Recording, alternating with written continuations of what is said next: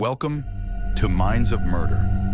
Tonight we travel to Nigeria, a nation of brilliance, resilience, and youth.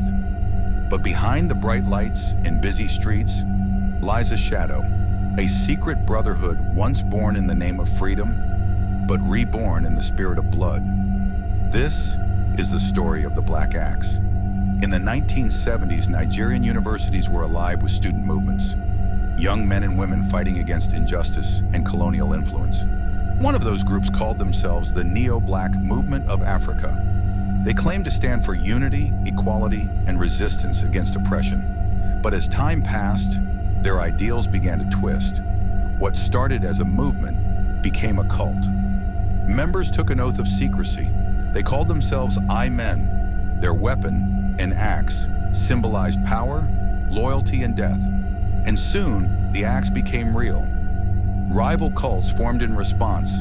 Vikings, Buccaneers, Ayo. What started as ideology turned into war. University campuses became battlegrounds.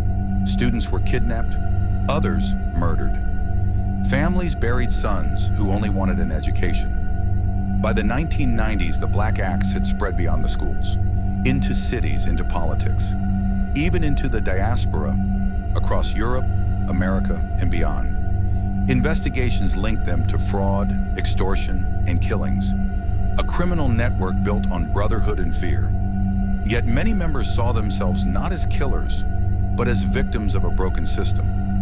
One former member confessed, "We wanted to belong to something powerful, but once you enter, you can never leave." Power became addiction, violence, a language, and loyalty, a death sentence.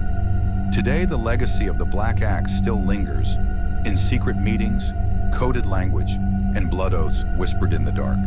For many, the movement that began with good intentions has become a symbol of everything it once stood against.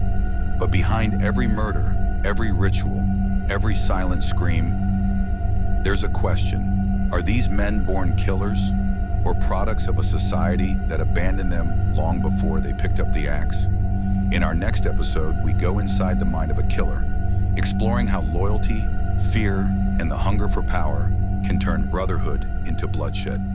Stay tuned for part 3, Inside the Mind of a Cult Killer. You've been watching Minds of Murder. Subscribe and enter the mind of the next killer.